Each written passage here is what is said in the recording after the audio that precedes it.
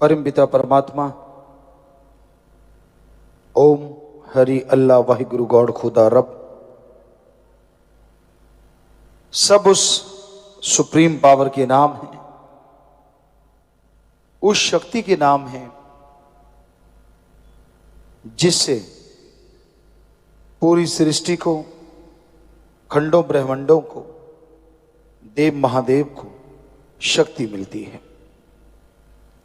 वो भगवान, वो मालिक कण कण में, जर्रे जर्रे में मौजूद है। ऐसी कोई जगह नहीं, यहां वो नहीं, पर देखने वाली आंख होनी चाहिए। गुरु साहबानों ने फरमाया है, सो अखियां बेअन जिन डसींदो मां पीरी। वो आंखें और हैं जिनसे परमपिता परमात्मा नजर आता है। अब इंसान सोचे, आंखें तो दो ही होती हैं, कौन सी हैं वो आंखें, कहां हैं वो आंखें जिनसे मालिक नजर आता है। आंखें यही हैं जब इसे बंद करके परमपिता भगवान की याद में हम लगाते हैं तो इस जगह को 10वां द्वार, तीसरा नेत्र, ज्ञान चक्षु, मेहराब, very very deep sleep point, अलग अलग धर्मों में अलग अलग नाम दिया गया। जब इस जगह पे लगा के आंखें बंद करके समाधि में बैठा जाता है, शब्द, गुरुमंत्र, कलमा, मेथड ऑफ मेडिटेशन दोहराया जाता है, तो इंसान का ध्यान जमता है। तो ये आंखें बंद हैं, लेकिन अंदर से वो आंखें खुलती हैं जिसके बारे में हमारे गुरु पीर पैगंबरों ने बताया है। और उन आंखों से फिर लासानी दुनिया नजर आती है, फानी नहीं। सब सच नजर आता है, मालिक नजर आता है। भगवान को मानना धर्मों ने सिखाया है। हमारे जितने भी धर्म हैं, हमने सभी धर्मों को साइंस के नजरिए से पढ़ा। सारे धर्म एक ही बात कहते हैं कि वो मालिक हर जगह है, भक्ति द्वारा देखा जा सकता है। हिंदू धर्म में वेदों में लिखा है प्रभु कण कण में है। इस्लाम धर्म में लिखा है अल्लाह ताला जर्रे जर्रे में मौजूद है। सिख धर्म में लिखा है वाहिगुरु के बिना कोई जगह नहीं। और ईसाई धर्म कहते हैं गॉड इज एवरीवेयर, हर जगह है वो, कोई जगह उससे खाली नहीं। पर कई लोग अहंकार में चंद पुस्तकें पढ़ के, थोड़ी पढ़ाई करके ये सोच लेते हैं भगवान है ही नहीं।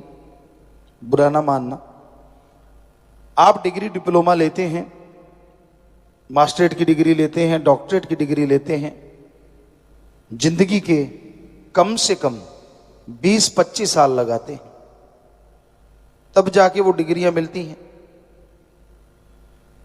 डिग्रियां तो हो सकता है किसी और तरीके से आप हासिल कर लें, लेकिन फिर भी पढ़ने में समय तो लगता ही है। तो आप एक छोटी सी डिग्री डॉक्टरेट की हासिल करने के लिए जिंदगी के 20-25 साल लगा देते हैं। और भगवान को पाने के लिए, अल्लाह वाहिगुरु को पाने के लिए आपने समय कितना लगाया, जरा बताएंगे? आपने 25 महीने लगाए, फिर बैठे बैठे कह देते हो वो तो है ही नहीं। डिग्रियों के लिए 25 साल और परमात्मा के लिए 1 साल भी नहीं। और फिर ये कह देना कि वो तो होता ही नहीं, पाखंडवाद है ना? अज्ञानता की बात, मूर्खता की बात। बीज बोया ही नहीं, फसल आएगी कैसे आएगी भाई? बीज तो बोना पड़ता है। पढ़ाई की नहीं, डिग्रियां मिलेंगी कैसे मिलेंगी? पढ़ना तो जरूरी है। रिजल्ट तो तभी आएगा ना जब पढ़ के पेपर आप देंगे। तो हर कार्य में ठीक है सब कुछ, लेकिन भगवान परमात्मा की तरफ इंसान बड़ा अजीबोगरीब है। कुछ नहीं किया होता, धर्म की एबीसीडी पता नहीं होती, पाखंडवाद में डूबे रहते हैं। पाखंडी किसे कहा जाता है? बहुत तरह का पाखंडवाद फैला हुआ है। ओम हरि अल्लाह वाहिगुरु के नाम पे पैसा लेना पाखंडवाद है। हमारे धर्मों में कहीं नहीं लिखा कि वो लेता है। हिंदू धर्म में हमने पढ़ा, वेदों में पढ़ा, साफ स्पष्ट लिखा है कि भगवान से मांगना चाहिए अच्छी धरती, अच्छा पानी, अच्छी हवा, अच्छी तंदुरुस्ती, अच्छी संतान। मांगना है तो भगवान से भगवान को मांगो। इस्लाम धर्म में लिखा है अल्लाह ताला रहमो करम का दाता है। कायदे से मांगोगे तो इतना रहमो करम बरसाएगा, दामन छोटे पड़ जाएंगे, मूसलाधार रहमो करम बरसता चला जाएगा। जैसे ये हमारे धर्मों में लिखा है, ऐसे हमारे सिख धर्म में लिखा है, जो मांगे ठाकुर अपने से सोई सोई देवे। लेवे नहीं, देवे। कि उसे सही ढंग से मांगिए, सच्ची तड़प से मांगिए, अंदर बाहर किसी चीज की कमी नहीं आने देता। ईसाई धर्म में लिखा है गॉड देता है, लेता नहीं। हर धर्म में यह लिखा है। पर आज पाखंडवाद का बोलबाला है। लोग जो धर्म की भाषा है वो बोलना सीख लेते हैं, धर्म का पहनावा पहनना सीख लेते हैं, और उनके अंदर कायदा कानून कुछ भी नहीं होता। धर्म की एबीसीडी नहीं होती। जिसको देखा उसकी निंदा, इधर बैठा उसकी निंदा, उधर देखा उसकी निंदा। ये किस धर्म में लिखा है? आप जिस धर्म के हो, क्या उस धर्म में लिखा है किसी की निंदा करनी चाहिए? हिंदू धर्म में साफ लिखा है पर निंदा 100 गौ घात समाना। कि पराई निंदा, अपने को छोड़ के किसी और की निंदा करना 100 गौ के घात करने के समान एक पल है। सिख धर्म में तो पवित्र गुरबाणी में पेज के पेज भरे पड़े, पृष्ठ के पृष्ठ भरे पड़े। निंदा भली किसी की नाही, मनमुख मुग्ध करन, मुंह काले तिन निंद का नरके कोहर पवन। निंदा भली किसी की नाही, किसी की भी निंदा करना अच्छे नहीं। कौन करता है? मनमुख मुग्ध, मूर्ख, महामूर्ख होते हैं वो। मनमुख मुग्ध करन, मुंह काले तिन निंद का नरके कोहर पवन। हिंदू धर्म में सच्चे वचन सुन के कि वो मूर्ख होते हैं और वो यहां वहां दोनों जहां में नरक के अलावा कुछ भी नहीं। और जो सुनते हैं उनकी हां में हां मिलाते हैं, वो भी वैसे ही होते हैं। क्यों करते हैं आप किसी का बुरा? क्यों सोचते हैं? क्यों निंदा करते हैं? और यही नहीं, कुरान शरीफ में भी लिखा है जो अपने को छोड़ के फजूल की बहसबाजी में पड़ा करते हैं, हर समय दूसरों में ऐब गुनाह देखते रहते हैं, खुद के गुनाहों की तरफ निगाह नहीं मारते, उनसे बदतर से बदतर शैतान भी नहीं होते। देखिए हर धर्म कह रहा है। और यही बात ईसाई धर्म में भी लिखी है कि इंसानियत के प्रति जो वफादार नहीं, जो दूसरों की बहस में हर समय लगे रहते हैं, अपनी बारे में नहीं सोचते, जो दूसरों की तरफ देखते रहते, उन्हीं में कमियां निकालते रहते हैं, उनसे घटिया इंसान कोई दूसरा नहीं होता। और साफ साफ लिखा है सारे धर्मों में। कई लोग कहते हैं हम तो धर्म को मानते नहीं, फिर उसका नकाब क्यों पहनते हो, उसका पहनावा क्यों पहनते हो? अगर पहनावा पहनते हो तो धर्म को माना भी करो, धर्म को बदनाम मत करो उसका पहनावा पहन पहन के। धर्म का पहनावा पहनते हो, आपके साथ जिम्मेवारी जुड़ जाती है कि आप उन गुरु पीर पैगंबर ऋषि मुनियों की औलाद हैं जिन्होंने वो पवित्र वाणी लिखी, पवित्र वचन लिखे। लानत ऐसे लोगों पे और लानत ऐसे जन्म देने वालों पे जो ऐसे लोगों को पैदा करते हैं, जिनका धर्म एक माहौल है, मजाक है। कमियां उनमें होती हैं, लोग धर्मों को बुरा कहते हैं। कोई धर्म बुरा नहीं, हम गारंटी देते हैं। हम एक शेर कहा करते हैं, ना हिंदू बुरा है, ना ही सिख ईसाई मुसलमान बुरा है।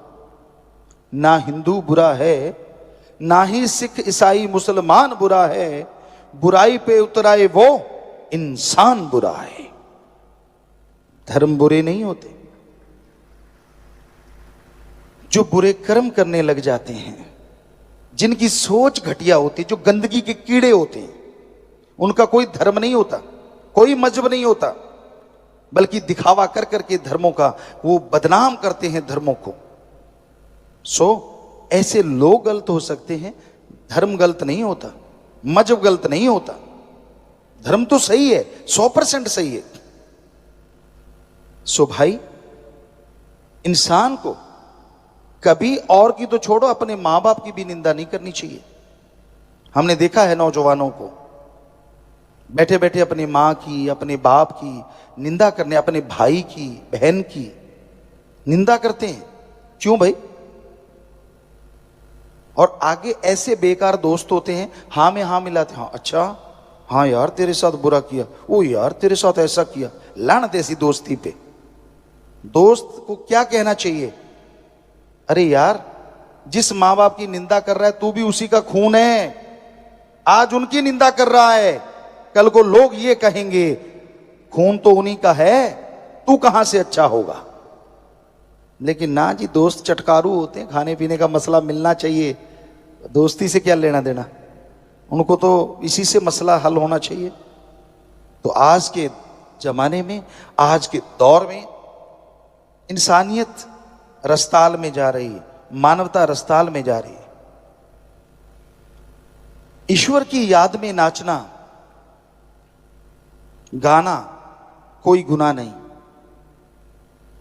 पैगंबर मोहम्मद साहब गाते थे, वेद व्यास जी गाते थे जिन्होंने वेद बनाए, श्री गुरु नानक देव जी साजों के साथ गाते थे, बाला मर्दाना नाचते थे, बजाते थे। और तभी तो गुरु साहबानों ने फरमाया, नाच रे मन नाच, गुर कह आ गए नाच। तुलसी जी नाचे, कहां कहां सुनाए और क्या क्या सुनाए, बुल्ले शाह नाचे। हर किसी से नाचा भी नहीं जाता। शराब पी के नाचते हैं, नशा करके नाचते हैं, नाम खुमारी में तो राम नाम के पुजारी नाचा करते हैं, जिनके अंदर अल्लाह वाहिगुरु की ललक होती है, तड़प होती है, वही नाचते हैं। जो शराब के आदी हैं, जो नशे के आदी हैं, जो दूसरों की बुराइयां देखने के आदी हैं, उनसे नाचना कहां अच्छा लगता है, या उन्हें गाना कहां अच्छा लगता है। उन्हें तो अपनी हैंकड़ी, अपनी ईगो, चंद पढ़ाई की हुई क्लासें, वही सबसे बड़ी चीज लगती है। धर्म का पहनावा पहनते हो, धर्म को पढ़ के देखो, धर्म में क्या लिखा हुआ है, आपकी आंखें खुल जाएंगी, आपको समझ आ जाएगी। मालिक के प्यार में, उसकी मोहब्बत में, पता नहीं भक्त जनों ने, गुरु साहबानों ने, पीर पैगंबरों ने, ऋषि मुनियों ने क्या क्या पापड़ नहीं बेले। जिसको मर्जी देख लो, जिस धर्म को मर्जी देख लो, हर धर्म में पवित्र ग्रंथ भरे पड़े हैं, क्या क्या नहीं किया उन्होंने। भाई, ईगो अहंकार छोड़ के दीनता नम्रता भी धारा करो। पता चले कि अच्छे मां बाप के बच्चे हो, अच्छे धर्म के नुमाइंदे हो। आपका बैठने का अंदाज बता देता है कि आप में कितनी ईगो है और आप कितने सादे और दीनता नम्रता और मां बाप के कितने अच्छे संस्कार हैं। आप सिर्फ आप नहीं होते, आपके साथ आपकी पूरी कुल होती है, हमारी संस्कृति कहती है।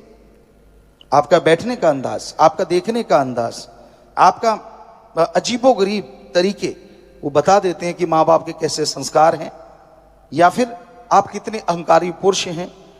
इसलिए दीनता नम्रता भी धारण किया करो। धर्मों में तो दीनता नम्रता और इंसानियत सबसे बड़ा गहना है। नाम परमपिता परमात्मा का सच्ची भावना से, हृदय से जो लिया करते हैं, पीर फकीर के वचनों पे दृढ़ता से जो चला करते हैं, उनके अंदर से ऐब गुनाह सब धुल जाया करते हैं।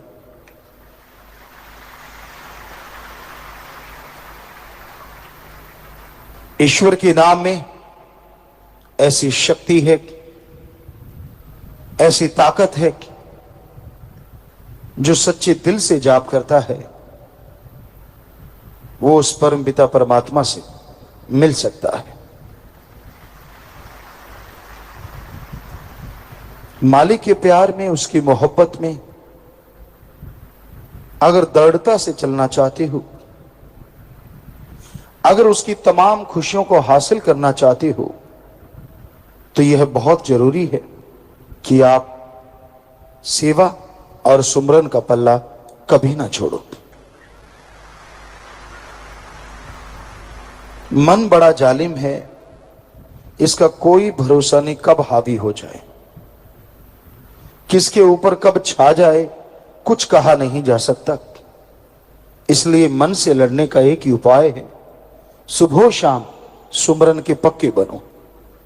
नियम बना लो कि इतना घंटा राम नाम का जाप करना ही करना है। अगर जाप करते रहोगे, भक्ति इबादत करते रहोगे तो मन काबू में रहेगा। नहीं तो मन जालिम का कोई पता नहीं कब किसी को झांसे में ले ले। इसलिए मन से लड़ना सीखो। मन इंसान को कभी आसमान में ले जाता है, कभी पाताल में ले जाता है।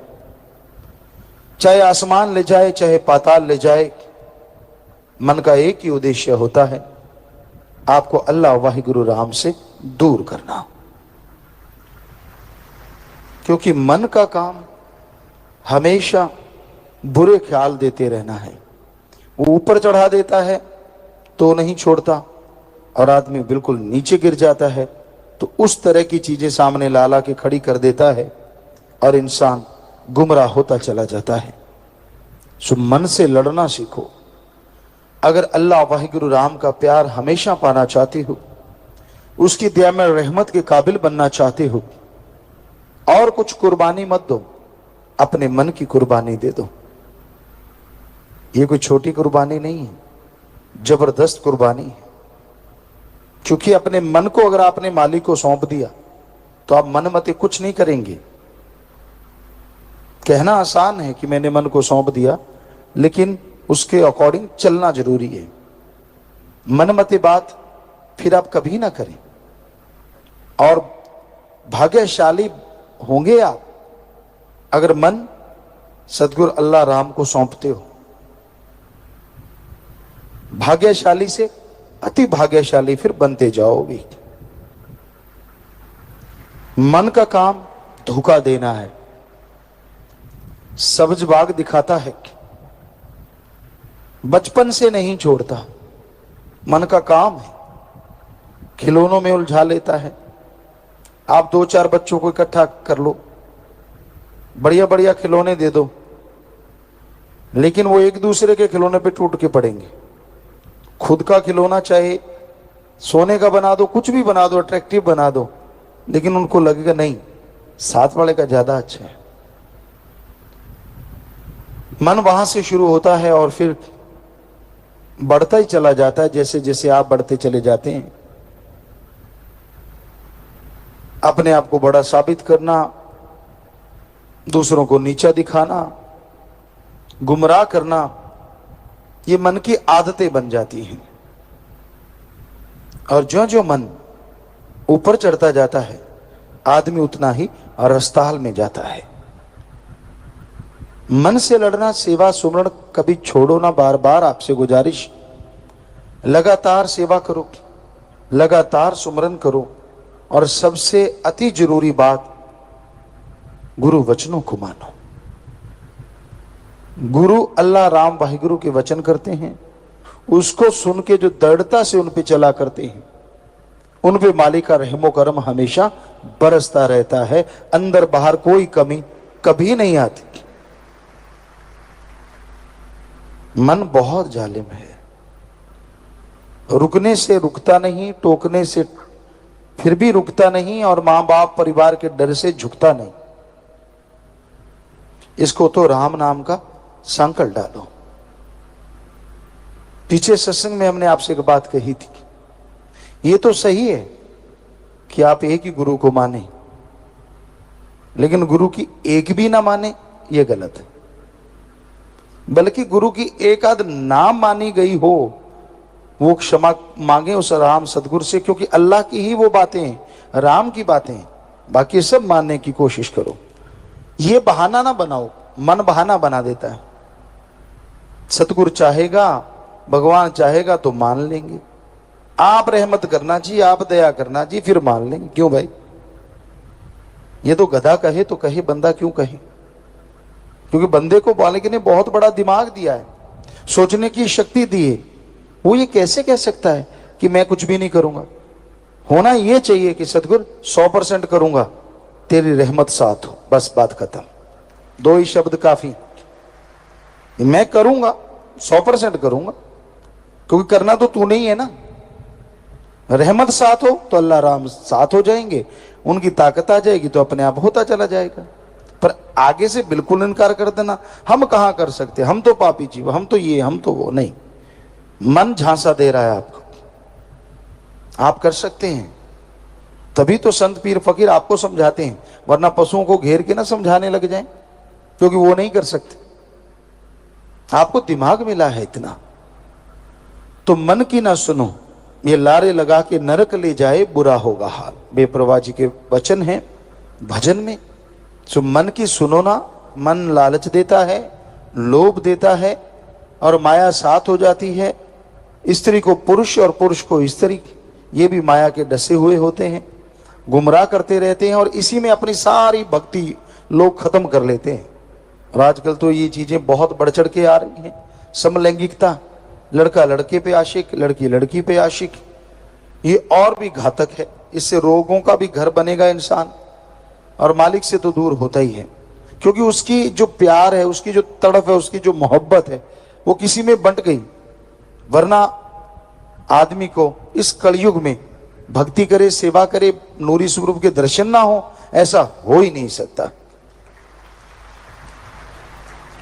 तो जरा इन बातों की तरफ ध्यान रखिए, सेवा सुमरण करते रहिए, ताकि मालिक आपको इन चीजों से बचाए। मालिक से निरोल प्यार हो, अल्लाह राम की भक्ति इबादत हो, और मन से लड़ाई चलती रहे, तो यकीनन मन पे जीत होगी, और मालिक की दया में रहमत आप पे मूसलाधार हमेशा बरसती रहे।